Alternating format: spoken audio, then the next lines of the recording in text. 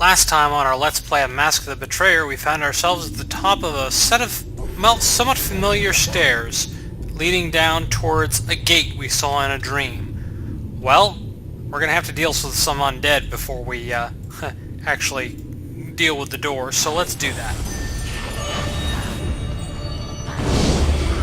Once again, Vampire Ancients, easiest enemies in the game. Cast Sunburst, they die instantly.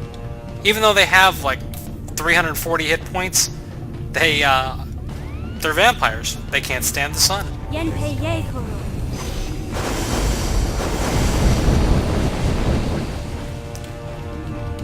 Not that Sunburst is an ineffective spell against everything else around here either. And those stupid fiendish dire rats that the Death Lord summoned.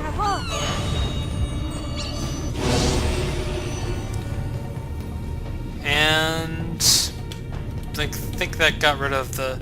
All of these enemies will drop a Brilliant Spirit Essence if you beat them. Oh, unfortunately I just got silenced again. Stupid priests.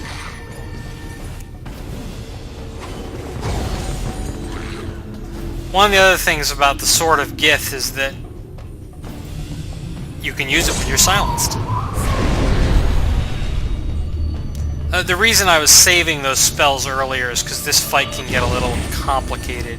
I don't think it's going to be a big deal, but I do want to have essentially all of the my abilities available. Death Lords are apparently... I wonder if they're immune to ice too. I'm going to try using Chilling Wrath. Yep, they're immune to that as well. How annoying. But, looks like our silence is not worn off yet. So, what other tricks do we have that we can cast? Yeah, a bunch of the spells from the vault up there are high enough level to make that work. Let's see. For this Death Lord... Well, we can just fight him for now. I'm just waiting for... Yeah, okay. There it goes. Nope. Guess not. Lets me make the order, but does not let me actually cast it. Fortunately, this Death Lord is blinded, and the mummified priests are not that dangerous, so this actually will work out. But it's not a trivial fight as they go, just because there are several high-level enemies here. And yeah, I'll just keep on here. Maybe I'll throw a an empowered firestorm. Kill that stupid rat. Fiendish dire rat is still surviving all of these attacks.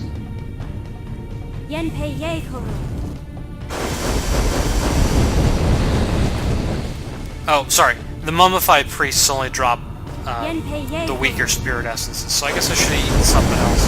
Oh well. I'm just gonna rest up again after I win this fight, so... I'm just...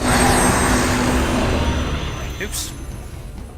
If you use Devour Soul or anything like that, and don't kill things, you'll get spirit energy, but you will not actually get essences or anything. So, I'll clean up and be right back. There are a whole bunch of sarcophagi in this room. They all contain money, which is really useless because, well, there's no shops left, and now I have, 1.3 million gold and nothing to spend it on. But we came for the Betrayer's Gate here. This is a point of no return, so I'm going to save, just to be safe. I did it off screen, actually. This is a place where you probably want to leave a save that's not going to get overwritten. Don't use a quick save. And we just stick the Sword of Gith under the keyhole and walk on through. This is the gate that was the threshold of the First Crusade. Beyond lies the Fugue Plane and the City of Judgment. Skelenvor's domain. Let us go and end your hunger, little one. The realm of the dead holds little that could frighten me. The Betrayer's Gate gapes open, leading to the City of Judgment in the Fugue Plane.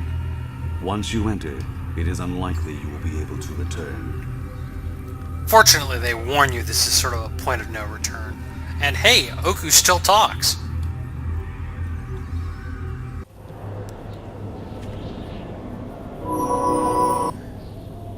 And here we are on the Fugue Plane, which is where the City of the Dead is. And we are greeted by Zoab. And he greets us as Akachi. And the text here describes Zoab as the fallen Solar, one of the 3 lieutenants during the First Crusade. The other 2 lieutenants are behind me. And it seems I'm late. And we can ask sort of what we have. Celestials from him. Ramak is a lich, and so he is undead. And the Blue Dragon, well, he's his own army. And,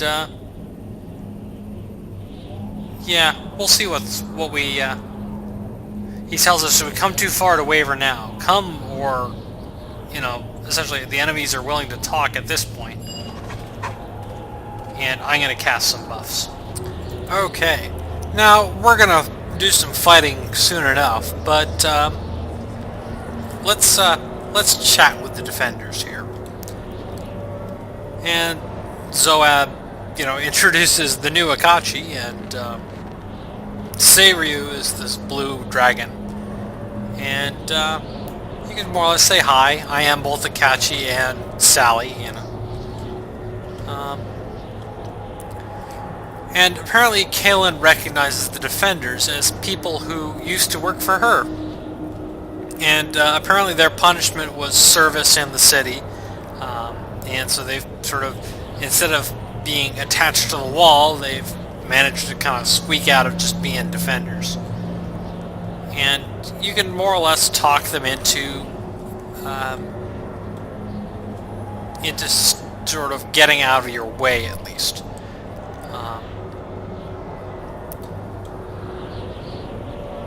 And you get some XP for getting them to walk away peacefully as opposed to fighting them. Obviously you also get XP for killing them, so it's sort of 6 of one, half dozen of the other. But Zoab explains there are essentially 2 places you can go. The Basilica of Lost Souls to sort of take ground in the city, or there's a separate area which is called Eternity's End, where Ramak says he has some stuff. Ramak is this lich, and frankly I don't trust him, so I'm gonna make sure that he's not up to, you know, up to no good.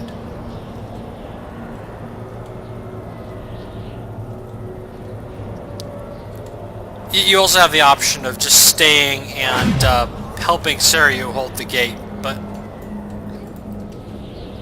essentially if you go to Eternity's End first, there are things that are available there. If you go to the other areas first, Eternity's End doesn't have everything. So you want to go to Eternity's End first, pretty much regardless, if you're siding with the Crusade. You can also side with the Defenders, and more or less make a deal that, you know, if they let you take your soul back, you will, you know, not try and topple them.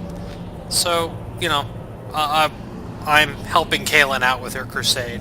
You might have noticed I gave my companions some equipment. It's all fairly useless stuff, but I just, you know, I wanted them to not look like idiots. So we go to this, it says world map transition, but this is not the same world map we were on before. The city here, once it loads, it essentially it shows you the various locations. It only gives me Eternity's End as an option because that's where I said I was going. There are 2 other locations on this map for a total of 4, and it's all 0 days to travel. But it does count as traveling, so everything falls off. And I'm just gonna fire off suppress so that don't run out of spirit energy. And travel to Eternity's End. We're going to have to come back to Eternity's End later in the game, once we finish with Basilica and essentially the first phase of the attack. But here's Ramak, and more or less he's telling me that he's sent his minions forth to collect 2 tomes because he wants to become a god. And he doesn't really give you a whole lot of detail. And he's not coming with you. So we're going to have to fight some paladins of Kelemvor. But I think I'm going to leave that for the next episode of Let's Play Mask of the Betrayer.